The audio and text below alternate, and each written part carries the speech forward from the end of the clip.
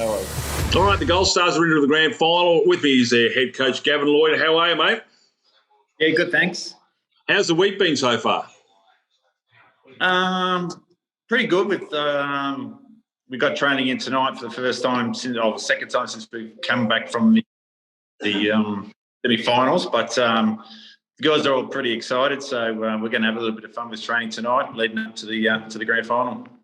You've done something that hardly any sides have ever done, and that's actually beaten Burleigh and not have them go into a grand final since I think 1873. They're the giant of the women's game, the Burleigh Bears, and you've did it easy. The first half, they came back at you in the second half. How was the nerves at half time?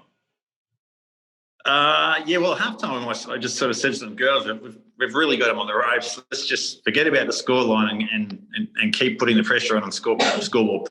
It's 0-0. You try and keep it with that mentality, but I think they got caught sort of clock watching a bit, and which obviously led in a few tries, and so they were sort of hanging on a little bit, which I think is probably what we got caught out with last year, being up 16-0 at half time. Same situation last year, and they got us in the last 5 minutes. So the guy hung in there and did their job. I think the first half, though, we put a fair bit of damage into them, and that sort of was probably a bridge just too far for the Burleigh girls. Yeah, Tatum Gray and Jasmine Kemp, they certainly got some quality plays, but you took the home ground advantage away from them in the first half, mate. So I spoke to you about what you did at halftime. What did you say to the girls beforehand? Because you were on Bears territory. Like I said, they won every grand final except against Western 2019. They beat South, the mighty South with Karen Murphy, when South had gone through undefeated all year as well. So they're an iconic club. But what did you say before they rolled out to Pizzey Park?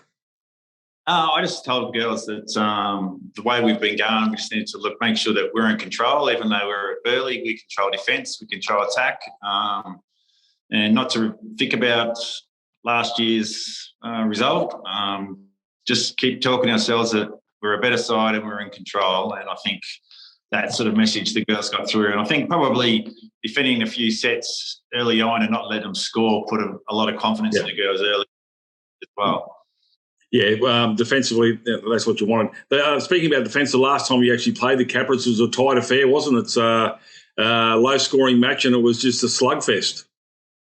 Yeah, pretty much. Pretty bad conditions and a bit of a slugfest. So hopefully with the drier track, it'll suit us a little bit better. So hopefully the outcome obviously comes our way. But they're certainly a good side, the Capras. I just think they're very consistent across the park and they're very fit. And, they've got a few strike players that we need to watch, but their consistency from 1 to 17 is pretty good. So they're a good football team. Yeah, well, they didn't finish first because they're, got a lot of money.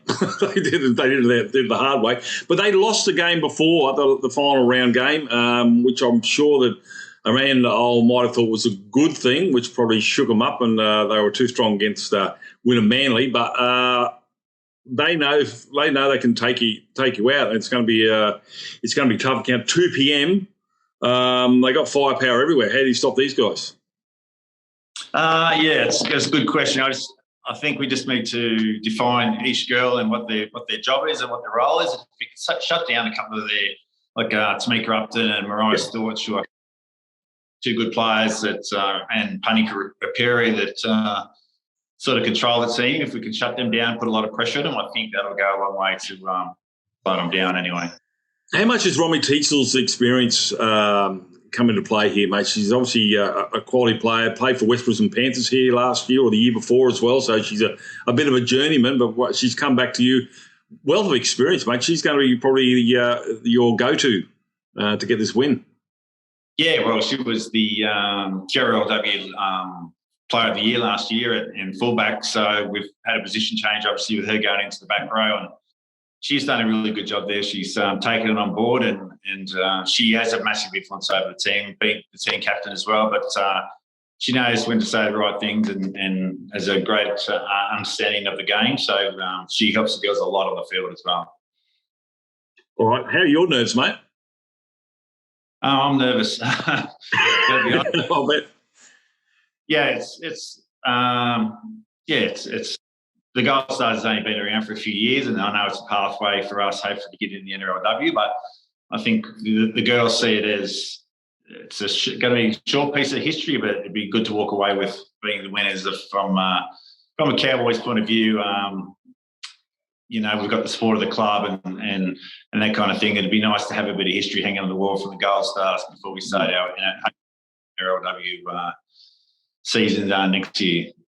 We've always heard about the north of Queensland wanting to separate from the south of Queensland. There's a pretty good argument now in the rugby league circles because both northern sides are into the grand final. You're both at a neutral venue in Moreton Daly Stadium. Have you been there before? Have the girls played there? Yeah, I have. I've coached the national under-19s there last year. It's a good stadium. I don't think we've actually played a round game there with the Gold Stars, but yeah, certainly. So hopefully we get a lot of people in there to watch and come down and watch the game. But I know there's a fair few people that are going to travel, girls that haven't been selected and things like that are making their way down there. So there's a bit of a buy-in from everybody that's involved, which is good.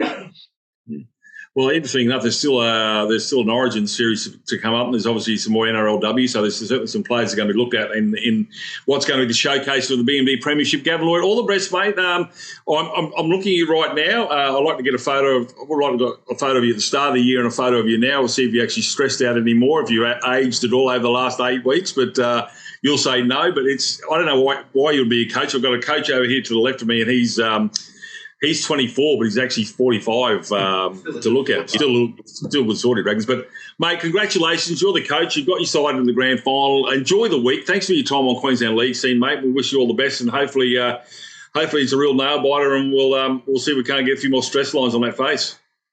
Great, mate. Thanks for giving me a call.